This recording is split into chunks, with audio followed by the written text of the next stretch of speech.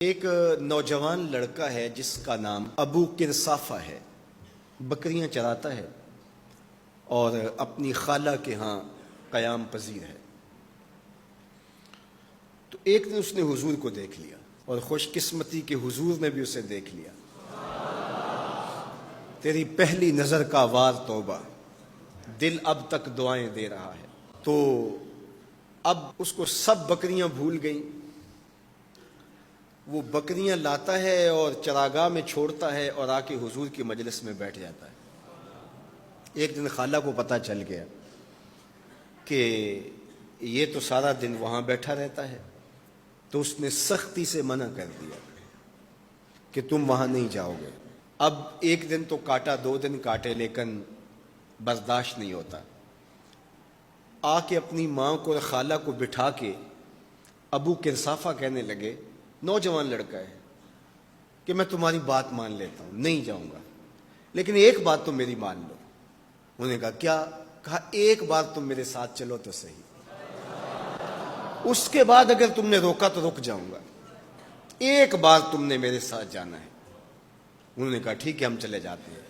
حامی بھر لی، خیال تھا کہ ٹھیک ہے اس کی کہنے پہ ہو آتے ہیں، اور اس کے بعد جو ہے وہ اس کو پھر زور بھی دینا پڑے گا، اس کی شرط پوری ہو جائے گی۔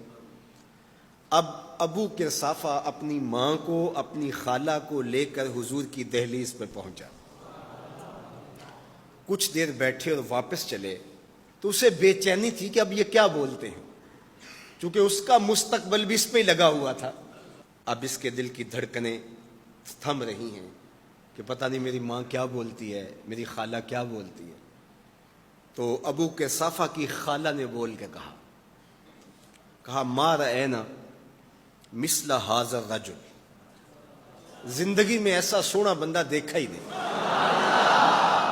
احسن وجہا، ابو کرصافہ کتنا سونا چہرہ تھا، کتنا سونا چہرہ تھا۔ ولا انقا ثوبا، اور جتنے سونے کپڑے تھے اتنے سونے کپڑے بھی کسی کو پہنے ہوئے نہیں دیکھا۔ اور تیسری بات فرمایا ولا الین کلاما، جتنی میٹھی باتیں کرتا تھا، شہد ٹپکتا تھا اس کے لہجے سے۔ اللہ اکبر، اس کے لہجے سے شہد ٹپکتا تھا۔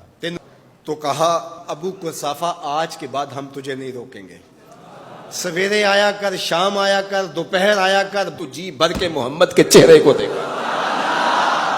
کرصافہ کی خالہ پہلے تو وہ کہتی تھی جاتا کیوں ہے، اب اس کی اپنی کہانی۔ سودا لینے کے لیے بازار گئے، ہاتھ اس کے بکے جس کے خریدار گئے۔ اللہ اکبر۔